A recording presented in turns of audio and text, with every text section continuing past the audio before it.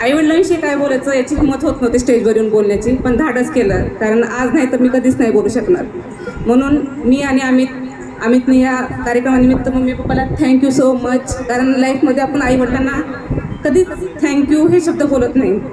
आईवडील आपल्यासाठी खूप करतात, पण आपण कसं म्हणू, म्हणजे मम्मीला कसं थँक्यू म्हणू, पप्पांना कसं थँक्यू म्हणू, आपल्याला अवघड वाटतं बोलण्यासाठी. पण ह्या कार्यक्रमाच्या निमित्तानं मी आणि मम्मी पप्पा तुम्हाला थँक्यू म्हणू इच्छितो.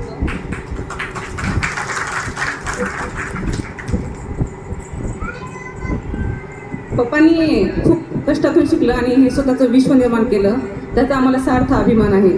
आज जे काय आहे ते पप्पांमुळेच आहे. सगळे जे जमले ते फक्त पप्पांच्या स्वभावामुळे, पप्पा आणि मम्मीच्या स्वभावामुळे जमलेले आहेत. आणि पप्पांचं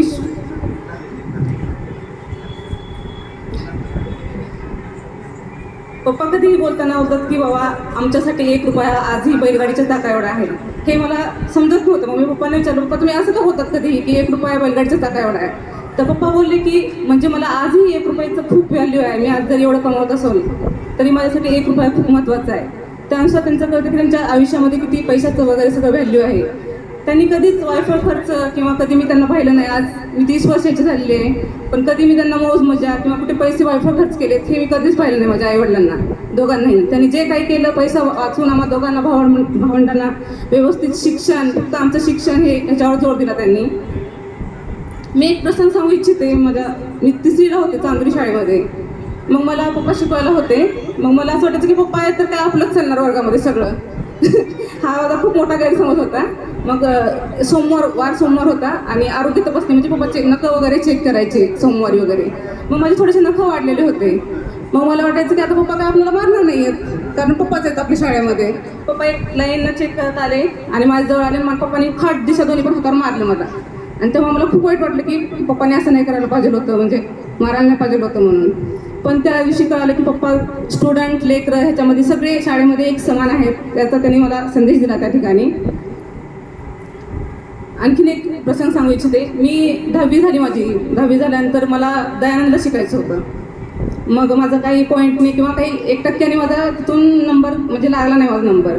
मग एकाने म्हणले की 10-15 रुपये भरा, नंबर लागेल मुलीचं तुमच्या म्हणले. मग पप्पा बोलले नाही म्हणले, मी पैसे भरून नंबर नाही लावणार म्हणले. तुला वाटलं तर 10वी रिपीट कर म्हणले. 10वी रिपीट कर, चांगले मार्क्स घे आणि तुला जिथं पाहिजे तिथं शिक म्हणले. मग त्याच्यानुसार मला इंजिनिअरिंग तर करायची होती, पण मला दयानंदला 11वी करून इंजिनिअरिंग करायची होती. पण म्हणलं जाऊ दे आता, तर पप्पा तर काय पैसे भरून हे करत नाही, 10वी रिपीट कर म्हणता येतं. म्हणून म्हणलं विचार केला की पॉलिटेक्निक करूया आपण, आणि पॉलिटेक्निक करून आपण इंजिनिअरिंगला मनासारख्या नंबर लावून घेऊया कॉलेजला म्हणलं. मग 10वी मग घेतलं नाही, दयानंदला ॲडमिशन नाही भेटलं. मग मी VDFला ॲडमिशन घेतलं आणि मला जे टॉप कॉलेज पाहिजे होतं पुण्याचं इंजिनिअरिंगला, त्या कॉलेजला मी नंबर लावून घेतलं. आणि हे सगळं पप्पांमुळेच झालं. पप्पांनी चुकीच्या गोष्टींना कधी सपोर्ट नाही केला.